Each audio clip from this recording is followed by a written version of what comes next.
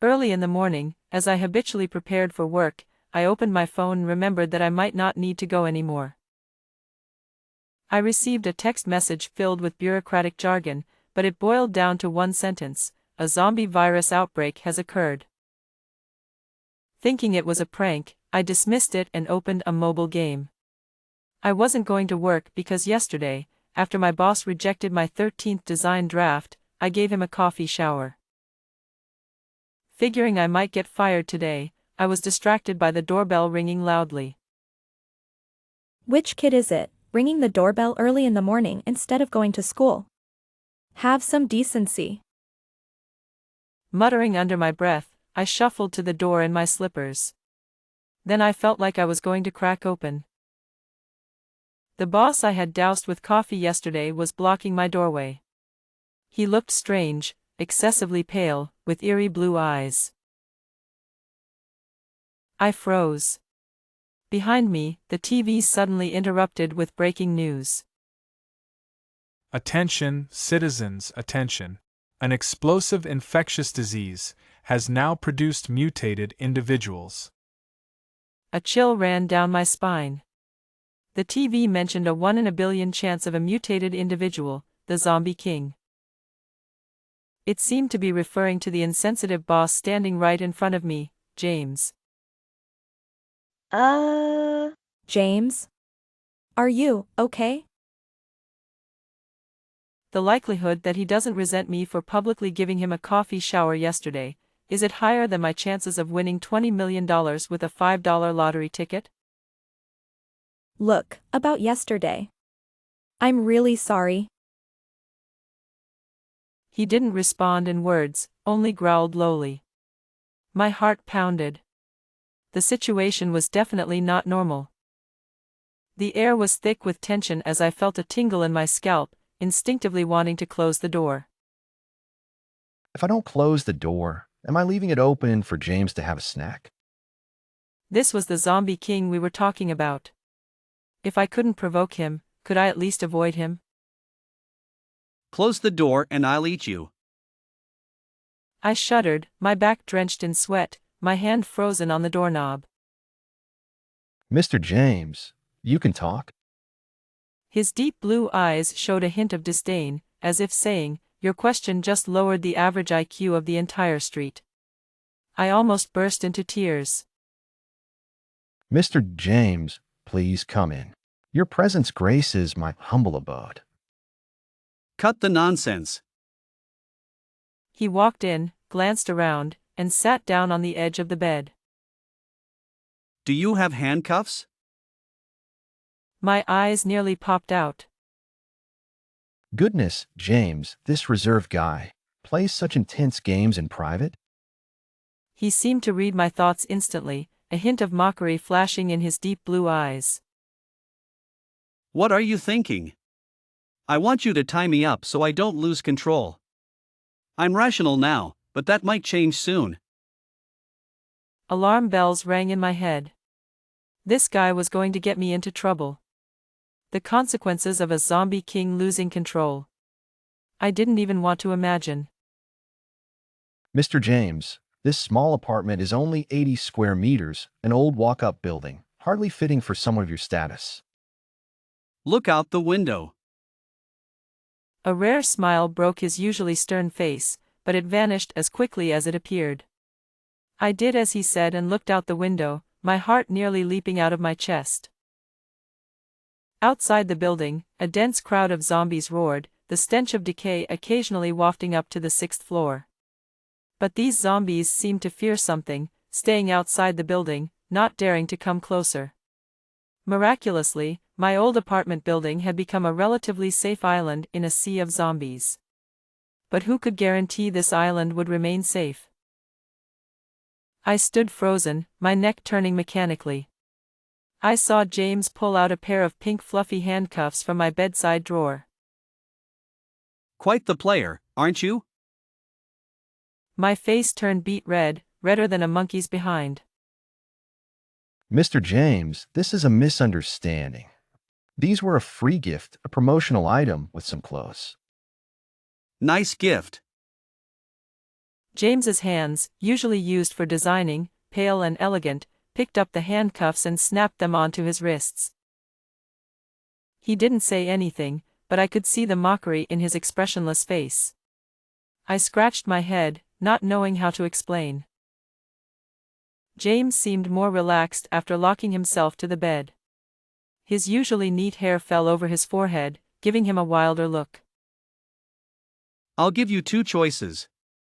1. Kick me out, and the zombies outside, held back by my presence, will overrun the building. 2. Keep me restrained, and at least while I'm here, the zombies won't dare come close. He said it was a choice, but I had no real option. This old apartment was bought with a 30-year mortgage, and my neighbors had always been kind to me, an outsider who worked hard to make it here. I couldn't just watch these lovely, caring neighbors fall prey to the zombies. Mr. James, tell me what you need. I'll take care of you. His narrow eyes widened slightly, studying my face with a hint of surprise.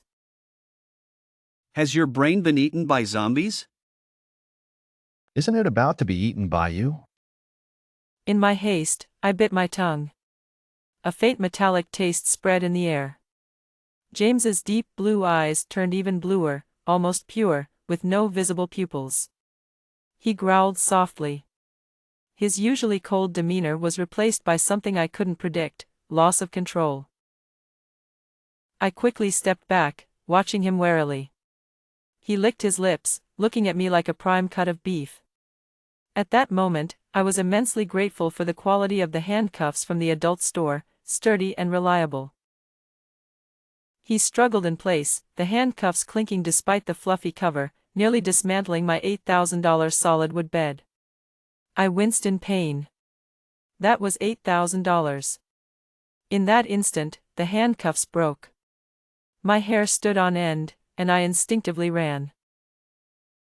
A cold, iron grip clamped down on my shoulder from behind. My scream caught in my throat. A sharp pain spread through my neck. Blood rushed from my jugular vein. I was bitten. The sun was warm, the breeze gentle. James had changed out of his dark suit, and his white shirt carried a faint scent of daisies, reminiscent of the pure and clear days of school. Emily Johnson, thank you for taking care of me, for turning me from a zombie king back into a human. From now on, I won't be so critical of you. If you have any troubles at work, you can come to me. If only James could always be this gentle. Wait. James, gentle? When did those two words ever go together? Instinctively, I pinched the skin above my upper lip. The sharp pain brought tears to my eyes, and I suddenly opened them. Had enough sleep? My vision gradually cleared. Memories came flooding back in an instant. I instinctively covered my neck, remembering the bite. Do you hate me? Of course not. How could I dare to hate you? You called my name many times in your dream. I don't think I'm your type. My face turned pale. He was still holding a grudge. I forced a laugh. I. James had a look that said, "You better give me an explanation today, or else." I gritted my teeth and decided to go all in. Director James, I've had a crush on you for a long time. I spilled coffee on you to get your attention. He looked shocked. The fresh air from the ventilation system blew his hair back from his forehead, and for a moment, his usually stern and unsmiling face seemed softened by the breeze. If it weren't for his overly pale cheeks, I might have thought he was still a normal person. Emily Johnson, I've only mutated, not turned my brain into tofu. I felt both awkward and humiliated.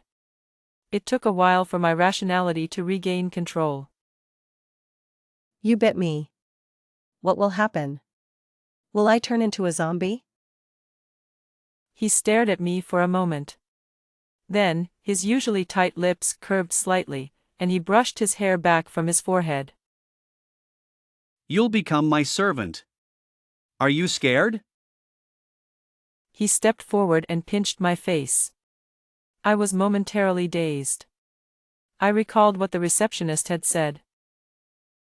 Director James is so handsome. Why doesn't he smile? Who says Director James doesn't smile? At the welcome party on his first day, he smiled when he saw the designer from the design department. That look was definitely the look of someone seeing their lover. His smile was so beautiful. If I could see Director James smile in my lifetime, I'd be fulfilled. I thought the receptionist was exaggerating. Now I believed her. When James smiled, he was truly beautiful. The phrase, femme fatale, popped into my head. James's blue eyes were deep and unfathomable, like the night sky or an abyss. Icy tone, do you like what you see? His icy tone snapped me back to reality. James's face returned to its usual indifferent expression. I hurriedly pushed him away, covering my neck as I retreated, my face so hot it could fry an egg. James let go, a faint smile playing on his lips. He walked to the window, half of his body bathed in sunlight. He was like a few seemingly brilliant stars in the night sky, on the verge of extinguishing, about to be swallowed by the sunlight. For a moment, it all felt unreal, familiar, yet indescribable. Suddenly, I haven't infected you. You bit me, and I'm okay? He turned around. I thought it was an illusion, but his face seemed to have a bit of color after being in the sun. Your blood is my sustenance. He swayed slightly, leaning weakly on my shoulder, burying his face in my neck, grinding his teeth but not breaking the skin. I was full of questions. The TV blared with the urgent news theme. Attention, citizens. According to the latest information, the mutated zombie king has the ability to control ordinary zombies. Please be vigilant and report any suspected mutants hiding among the population to the Emergency Epidemic Control Center immediately.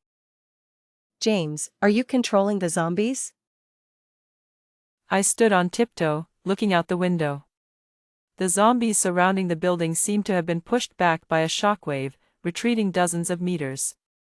A safe zone with a radius of about 2 kilometers had formed around our old neighborhood. Muffled, Weekly, now's the time to gather supplies. I still need your blood to survive. I realized that James had controlled the zombie horde to create this safe zone because he saw that I had no supplies, which had weakened him. I ran faster than a rabbit, and on the way, I met a kind neighbor, Michael, who drove me to the nearest supermarket.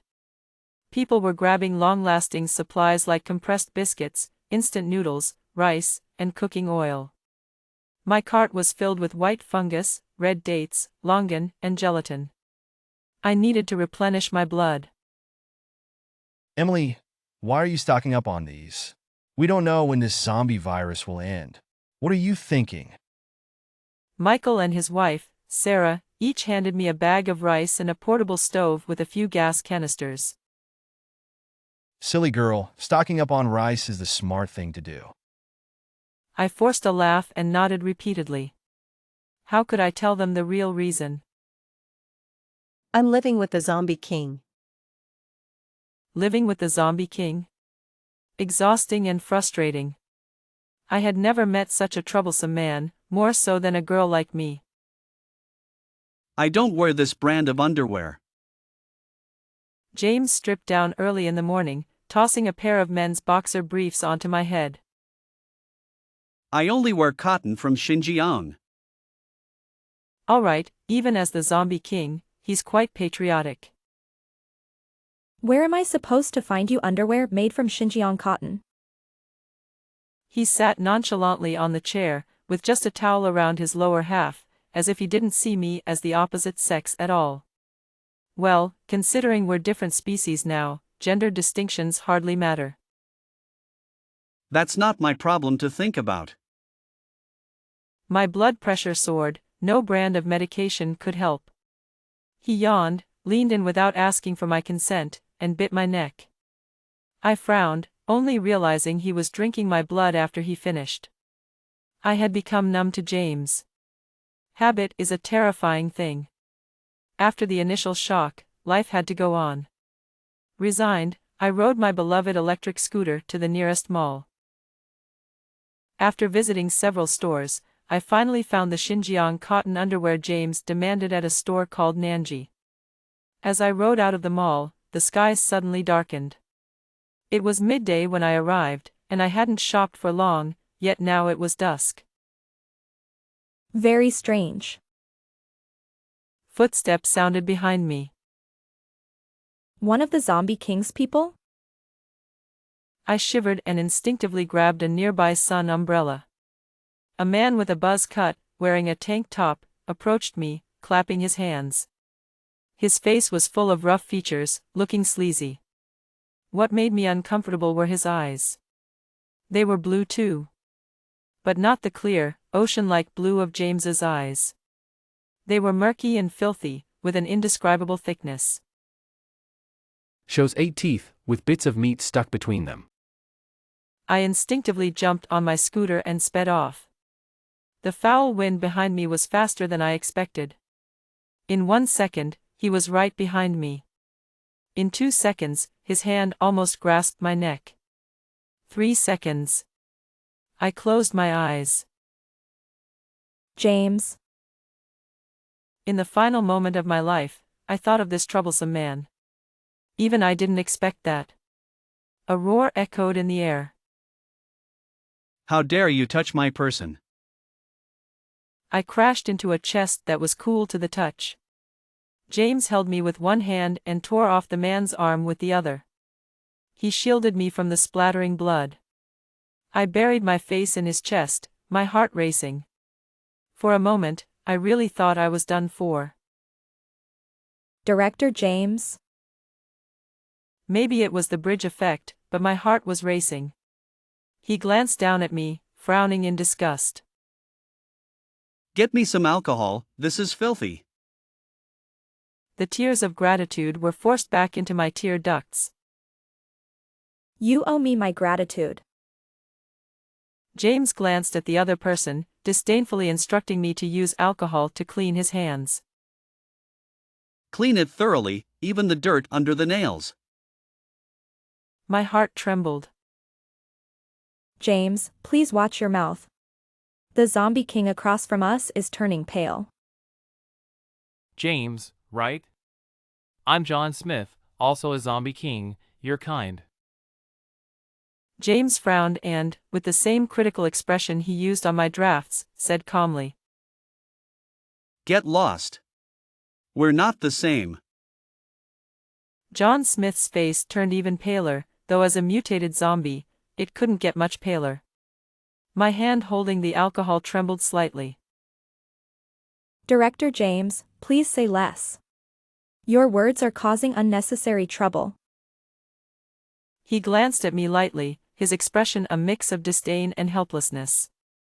I shut my mouth. Whenever James showed this expression, it meant he was genuinely angry. John Smith pulled out a heart from somewhere, still warm. I could even see its last beats. He swallowed it in 2 bites right in front of James and me, regenerating a thicker arm than the one he had torn off earlier. Just when I thought the standoff would continue, he lunged at me with a speed beyond my imagination, his fist the size of a sandbag aimed at my face. Is this the end for me? I still have 30 years of mortgage left. I haven't even bought James those cotton underwear from Xinjiang. 2 absurd thoughts popped into my mind in my final moments. Why are you pretending to sleep? Run! James scolded me in my ear, slightly annoyed. I opened my eyes to see a large wound on his right shoulder. James? Stop talking and run! He yelled, his back to me, unusually emotional. I'm not the heroine of a drama, I knew staying would only be a burden. I grabbed my small cart and ran. Strangely, I couldn't stop my tears. Seeing James's shoulder pierced made me incredibly sad. Behind me, I heard roars and snarls. Even from a distance, I could hear John Smith's menacing growls. Is this all you've got? You haven't eaten anyone, have you? Challenging me while hungry, you're asking for it. This is what happens when you don't feed. My mind was struck by lightning. James had never eaten anyone. James was always hungry. Tears streamed uncontrollably down my face. I didn't dare make a sound. He had been torturing himself every day by staying with me. I was like a stake dancing in front of a starving refugee. How strong must his willpower be to resist eating me? The sky grew darker, and I could faintly hear the low growls of zombies. John Smith had summoned them. I didn't dare stay, quickening my pace towards home. At some point, a shadow began to catch up behind me. Your time is up, woman. A chill ran through me. It was John Smith. Something had happened to James. I couldn't stop. I pushed my electric scooter to its highest speed. I couldn't waste the chance James had given me to survive. At the very least, in this virus-ridden era, I had to live on for both of us. John Smith was closing in, and I saw him covered in blood in the rearview mirror. Was it his blood or James's? When I catch you, I'll eat you. You'll be a great meal. His sinister voice grew closer. My heart raced. I could almost smell the blood on his large hand. I gritted my teeth. For James, I had to survive. I gripped the crowbar on my scooter handle, something I had picked up for self-defense. The scooter turned in midair. John Smith didn't expect me to turn back, and his momentum made him stumble forward. Now. I used all my strength to strike the back of his head.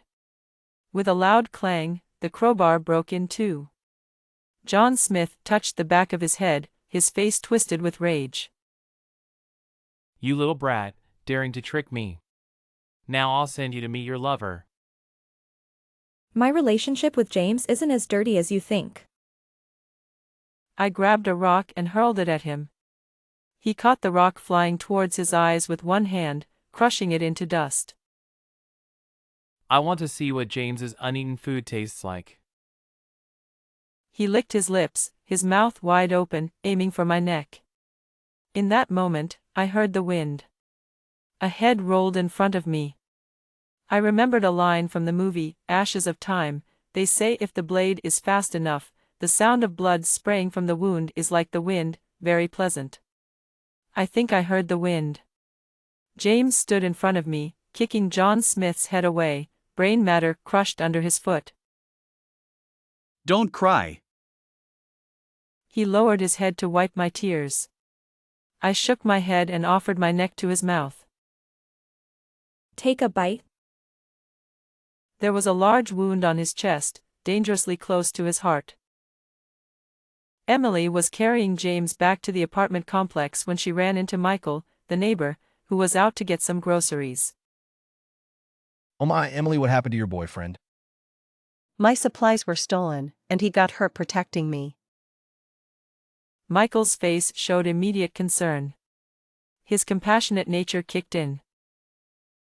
In such critical times, people should be united, not causing internal strife.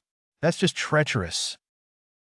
Emily forced a smile to accompany Michael's indignation.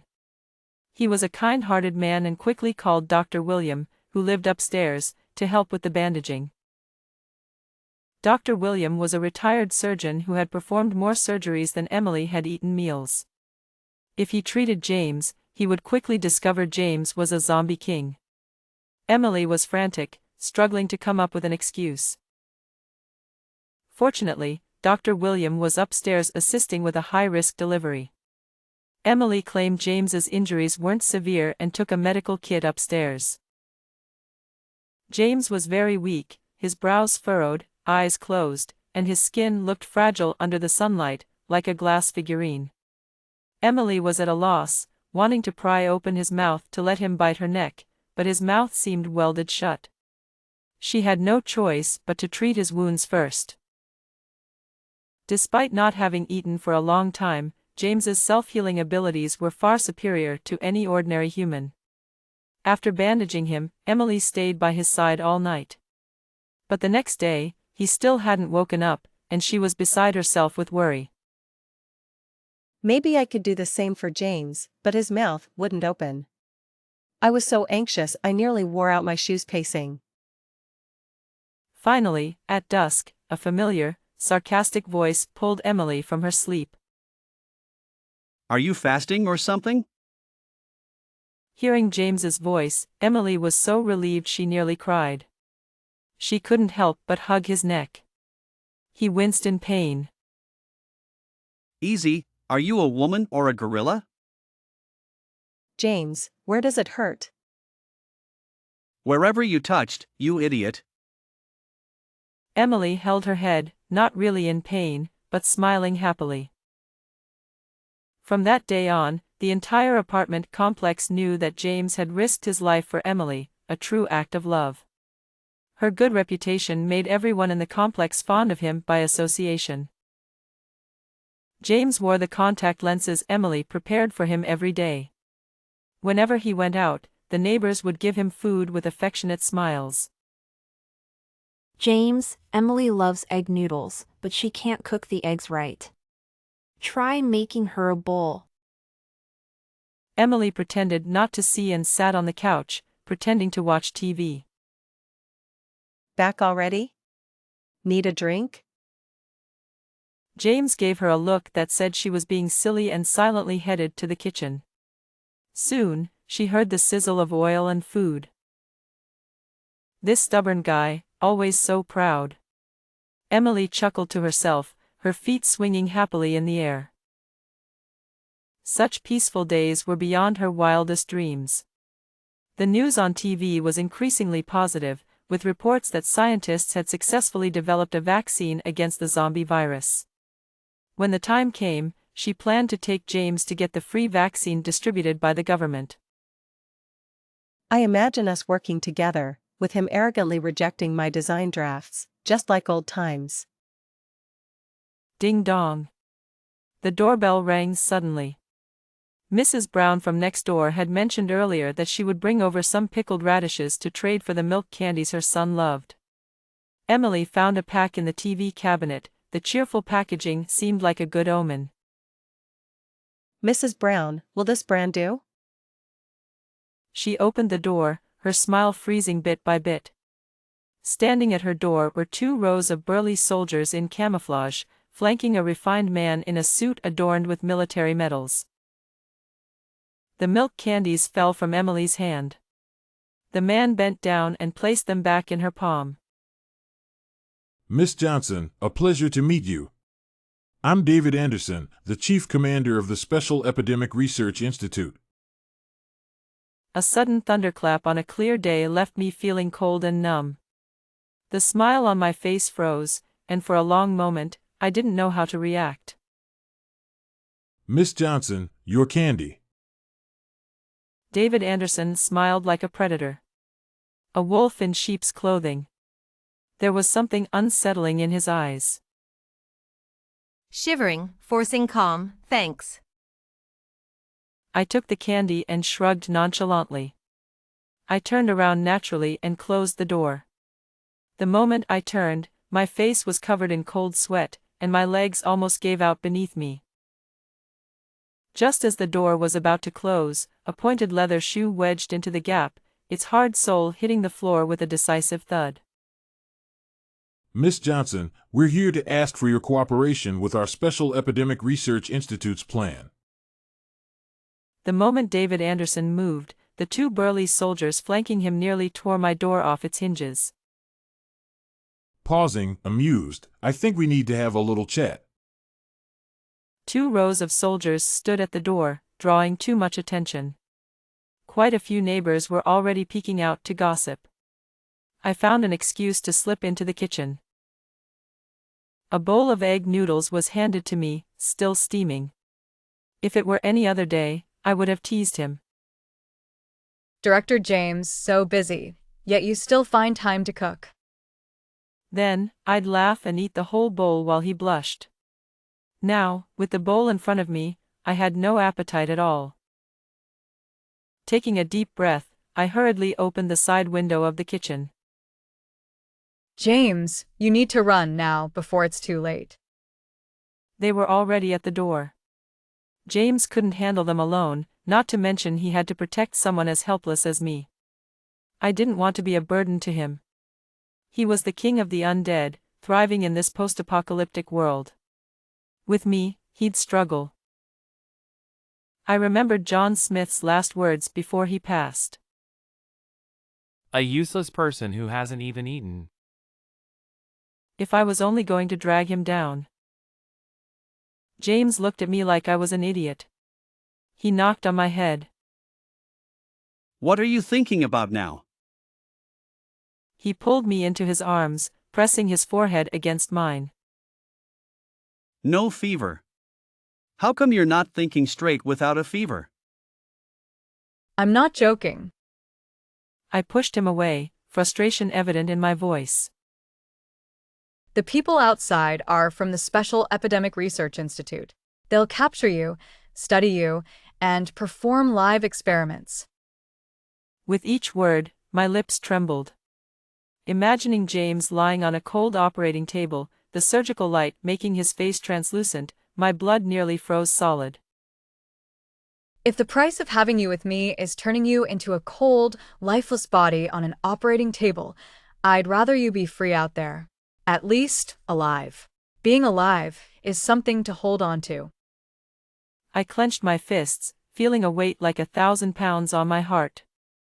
Knowing that no gathering lasts forever, why did it still hurt so much? James patted my shoulder. You're overthinking again. When you used to design, you'd always overthink, and your sketches were an insult to my eyes. I'm not joking. I said, frustrated that he still had the mood to joke around. I wanted to punch him and shout. Get serious. Don't worry. He hugged me gently and glanced at the door. It'll be fine. You can't handle them all alone. My voice trembled. James knocked on my head again. I can't leave. He seemed to read my mind, placing a finger on my lips before I could speak. If I leave, what will happen to you? Besides, you're known as my girlfriend. If I leave, what will become of you? I'm not the kind of guy who runs away from problems and leaves you to face them alone. I was both angry and amused. Who are you calling silly? He opened the kitchen door and stepped out. You. Who else but you would be foolish enough to let the king of the undead escape right in front of the military? James had always been fearless, but today, his fearlessness reached a new level. I was deeply worried that the powerful figures from the Special Epidemic Research Institute might take him away.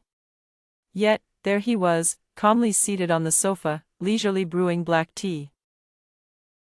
Darjeeling, care to try? He even made a cup for David Anderson with great ceremony. Cold sweat broke out on my forehead. Several times, I felt the urge to rush forward and beg these men to spare him. Just as I was mentally preparing my plea, David Anderson displayed a cunning smile identical to James's. With milk, please. At that moment, I knew they were the same kind of people. Or rather, the same kind of beings. James wasn't exactly human, and David Anderson was truly shrewd. Mr. James has the best psychological resilience I've ever seen. He took a sip of tea, seemingly in thought, before finally putting down the cup and uttering the remaining two words. Being. And Mr. Anderson is the most unique human I've ever met. Mr. James is quite the character. David Anderson put down his teacup and tossed in 2 sugar cubes, a rare luxury in a post-apocalyptic world. It was understandable, given his status in the military. Mr. James should know why we are here. Ending the meaningless pleasantries, David Anderson got straight to the point. James didn't answer, taking another sip of Darjeeling. I forgot to breathe, nervously clenching my fingers. I feared a battle might erupt in the living room at any moment. Instinctively, I took a few steps back, moving closer to the kitchen. There were knives there. I knew I was useless, my presence would only burden James. But even a cornered rabbit will bite, right? The military's goal wasn't to eliminate James but to capture him alive. A living zombie king was more valuable than a dead one. And I was the zombie king's weakness. By holding me hostage, they could force James to surrender. I couldn't be a burden to James. If the military tried to take me, Shook my head and took a few more steps back. Miss Johnson, are you looking for this? David Anderson gestured, and a burly soldier laid out my kitchen knives on the table. All the sharp objects in your kitchen are here, no need to search. My heart sank. James noticed my pale face and disapprovingly poked the table with a finger. This was a special Hainan Wangwali wood table, with a solid wood surface 4 centimeters thick. His slender finger poked into the hard surface as if it were a Basque cake, effortlessly leaving a hole. Mr. Anderson, we don't need these sharp objects in our home. James was reminding David Anderson of his formidable strength as a zombie king, implying that if things turned ugly, no one would come out unscathed. David Anderson's smile cracked slightly but quickly returned to normal. Mr. James, you're quite the joker. We're here to discuss cooperation. After all, we're civilized people, not savages. He spread his hands. The people are the masters, and we serve the people. Miss Johnson is also one of the people, we won't harm her. And so is James. I don't know where I found the courage to stand in front of David Anderson. Director James has never evaded taxes, always abides by the law, and personally reported 3 project managers for embezzlement in our company. He is also a tax pioneer in our district, an exemplary citizen who picks up trash and helps elderly ladies cross the street. He is one of the people you protect. I rambled on, trying to defend James. David Anderson just looked at me quietly, with a fake smile on his face. When I was almost out of breath, he slowly added, When Mr. James was still human, he was indeed one of the people we protected. But now, is Mr. James still human? I was at a loss for words. The living room fell silent for a full minute. Even a strand of hair falling could be heard. After a long while, I raised my head and awkwardly said, But James hasn't harmed anyone. He protects me and is kind to everyone. Miss Johnson, as a Chinese, you should have heard this saying. Those who are not of our kin are sure to have different hearts. His words left me speechless, the tension in the room palpable. David Anderson's words left Emily speechless. No matter how many good deeds James had done in the past, his current identity overshadowed all his previous contributions. He was the king of the undead, and from a species perspective, he was no longer human. Emily bit her lower lip, her mouth as dry as if she had swallowed 5 packs of desiccant. Normally, she had a sharp tongue, a trait inherited from James, but now she couldn't find a single word to retort. What are you daydreaming about? Go get 2 more packs of candy from the fridge. Mr. Anderson has a sweet tooth. Emily knew he was trying to send her away, so she shook her head vigorously, tears streaming down her face as she spoke between sobs. Mr. Anderson.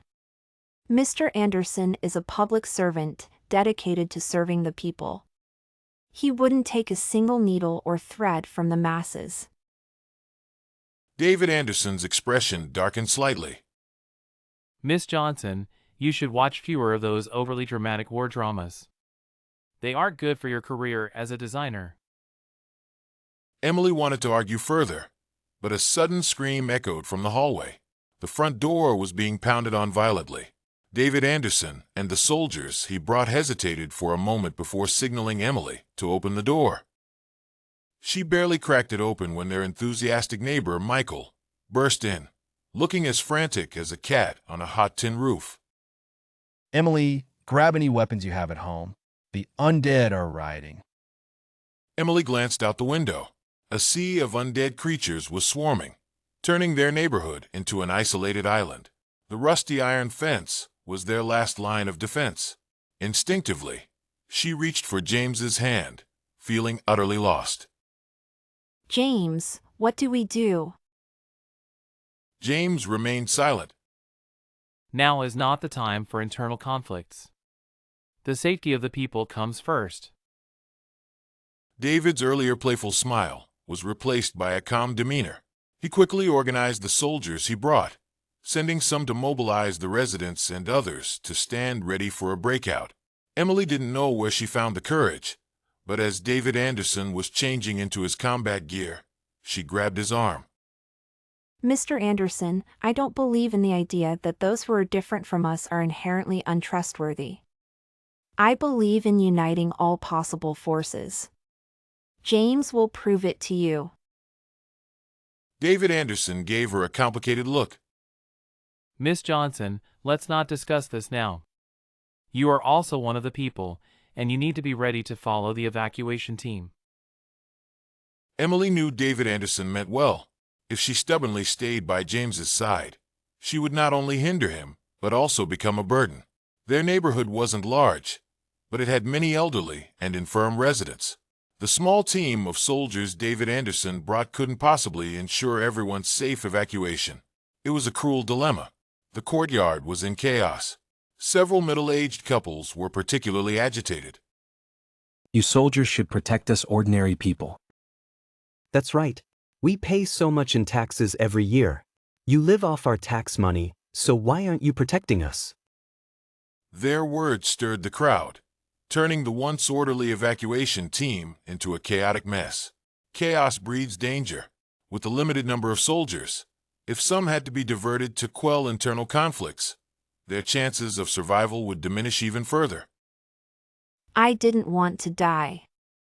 I wanted to see the day when the undead virus was conquered and James could return to being human. Everyone, please stay calm. The more difficult the situation, the more we need to remain composed. The angry man suddenly turned to Emily, as if finding an outlet for his rage. He didn't dare confront the armed soldiers, so he targeted the unarmed and vulnerable. Calm down. How can we stay calm when we're about to be bitten by the undead? He pushed Emily as he spoke, his strength sending her tumbling to the ground. His wife rushed forward, ready to hit her. Just as the argument was about to escalate into a fight, David Anderson hurried over with a loudspeaker to separate them. Folks, this is the most dangerous moment. We must unite and face this challenge together. It was the kind of rhetoric often heard on TV. Emily lowered her eyes, pondering the phrase, "face this challenge together." Could they really get through this? Her knuckles turned white as she gripped the crowbar. Dr. William, a highly respected figure in their community, suddenly raised his hand. He had stayed up several nights, treating the wounded, and was now struggling to walk. Michael quickly helped him forward.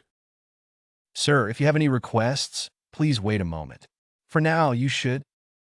Dr. William shook his head, interrupting him. Young man, I know you want to save us all. But I'm well aware of our neighborhood's situation. This is an old community, mostly filled with retirees and not many young people. We move slowly and have no combat ability. We're already on the fringes of society. We're old and don't have many years left. If well, it happens. But the children and the young people are the future of society. They must be saved. Dr. Williams spoke calmly, as if discussing what to have for lunch. It was as if he had come to terms with life. Soldiers, you don't need to worry about us old folks. Just take the young ones and the children. We'll stay behind. David Anderson lowered his loudspeaker.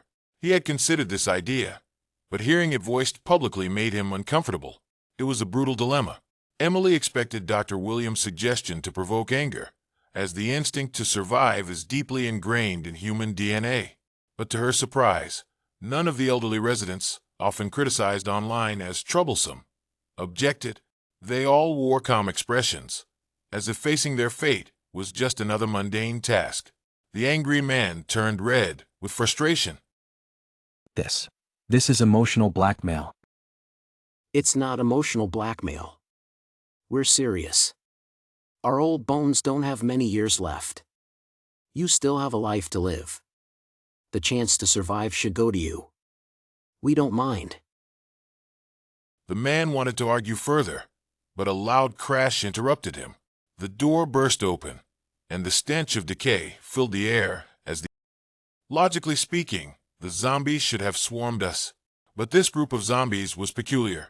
They charged up to a certain distance and then mysteriously stopped. The dense horde of zombies parted, creating a path. Slow, deliberate footsteps approached, each step causing the ground to tremble. I saw the figure emerging, and my pupils contracted. John Smith? How did he survive? As if sensing David's confusion, John Smith grinned in our direction. His face looked like it was pieced together from scraps of flesh, making his expressions unnatural. When he grinned, half of his lower jawbone was exposed, making him even more terrifying. Nice to see you again, fellow. No, this isn't John Smith. John Smith was an average guy. This is a true monster.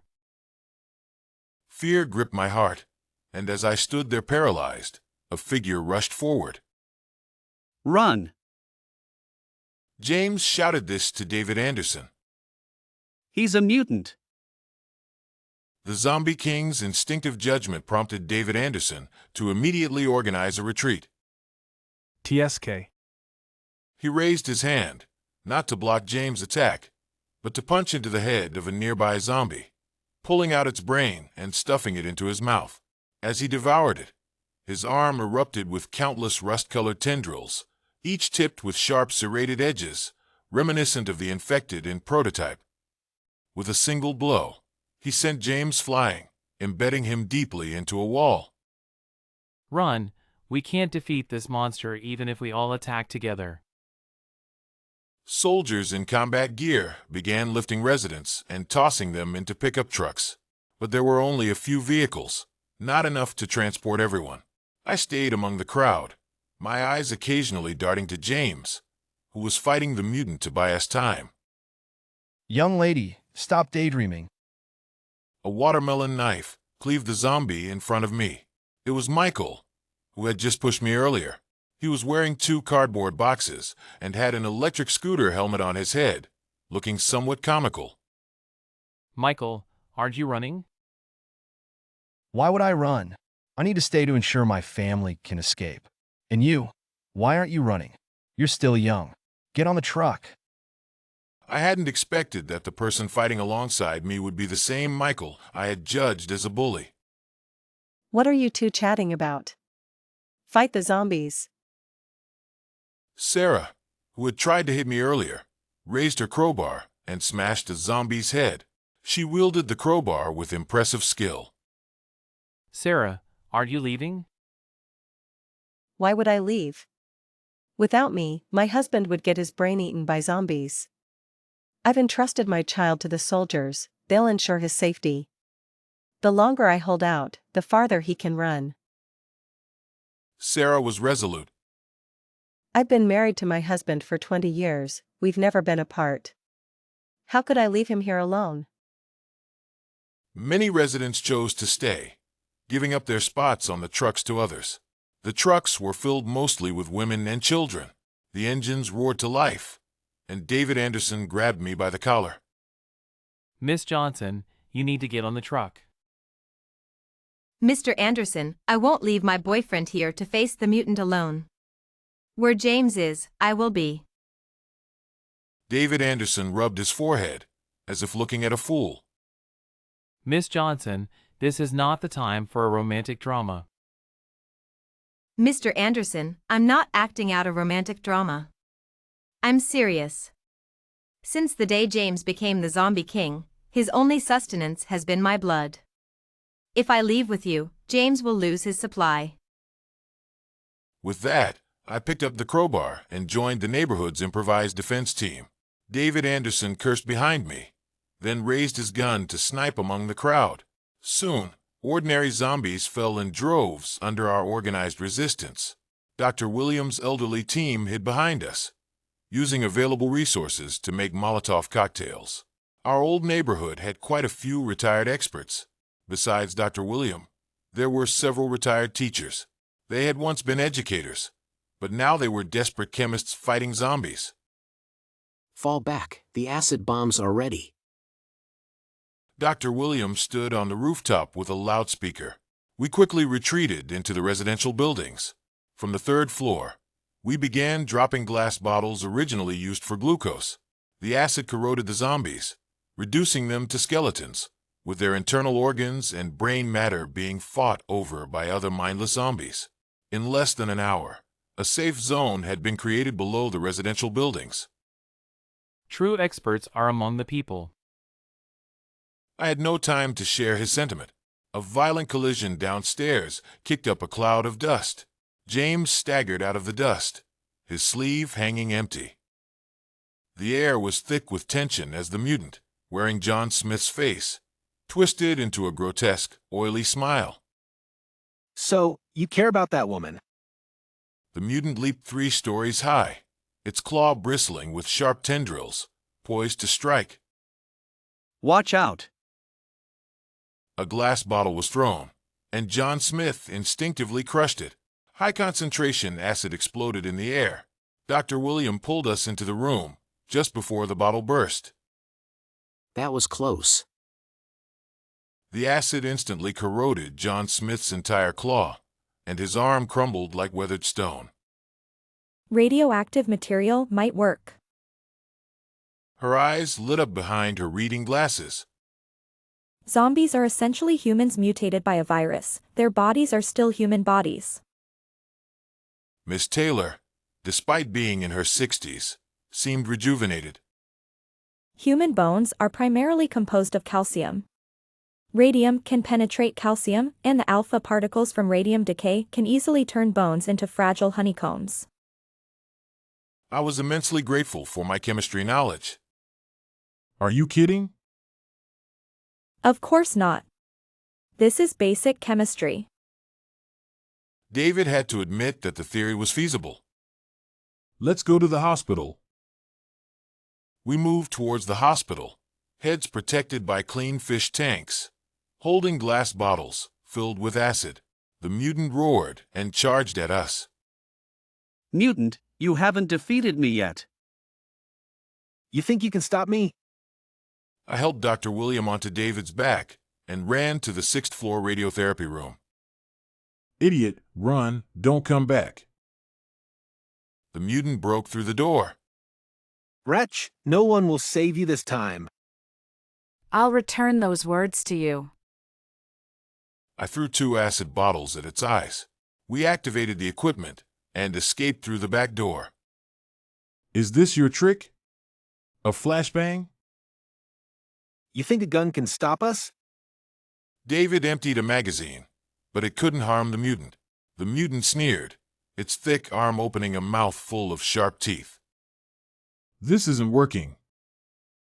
Suddenly, a white, jade-like hand pierced the mutant's body, holding a rib. The mutant's body fell apart in 10 seconds, leaving only glowing flesh on the ground. James, we did it. We won. James smiled at me, his once tall figure swaying like a willow in the wind. James! My cries echoed through the silent hospital corridor.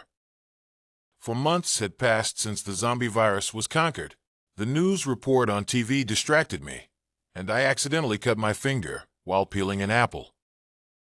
Hey, you're human now, stop sucking my blood. I tapped James' head with my good hand.